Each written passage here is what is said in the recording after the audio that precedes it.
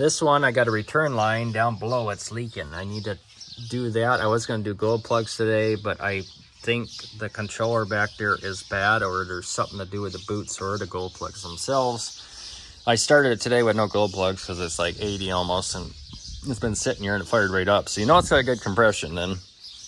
If we go underneath here,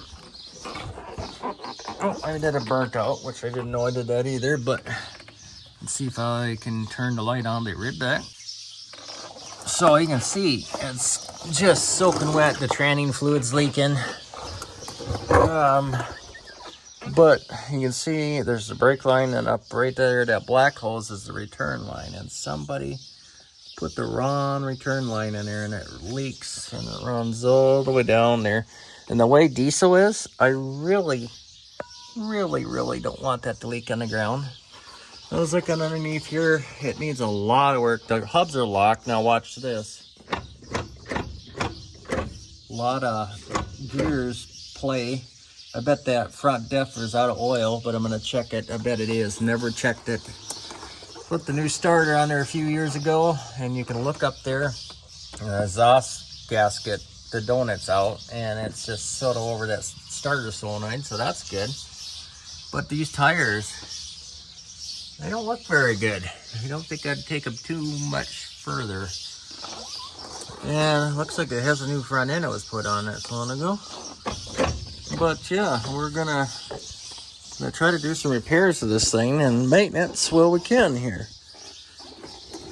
Other than that, this girl looks pretty darn good underneath here. Some rust starting there from the windshield leaking.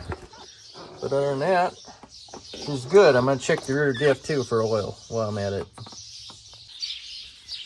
Hello YouTube. So I got a couple updates, especially on the F350 powerstroke and the 7.3 IDI F250. Okay, now this one got some bad news on her. Transmission's going out. It's slipping, it won't hardly go. But I've always kind of wanted to do this if the transmission went out. I want to put a ZF5 manual swap. So we'll probably have to do that.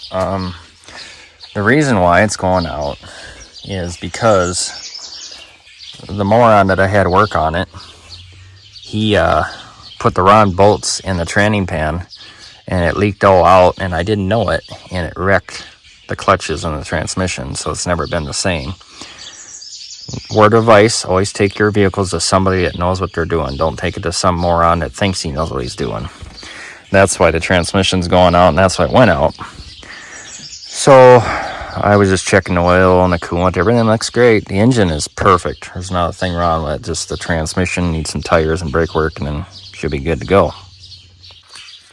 I had to drive my truck out because I took my Prius down to get the axles put in at a dealership, and now the bearings went out inside the transmission, so can't drive that. I want to see the axles going.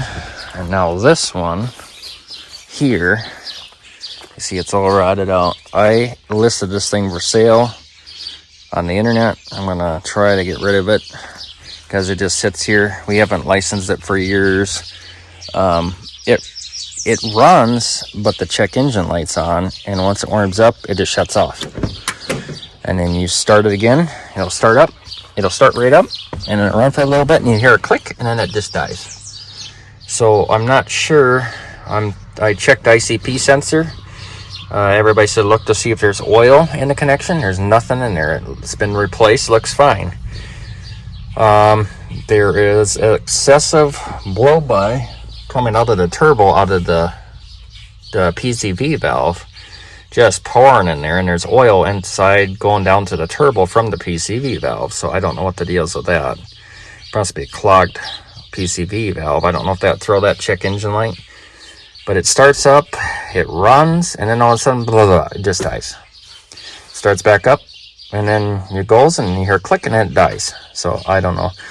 We just decided to sell it. It's been sitting here so long, and it just, there's no point. But the brown IDI, we won't sell that.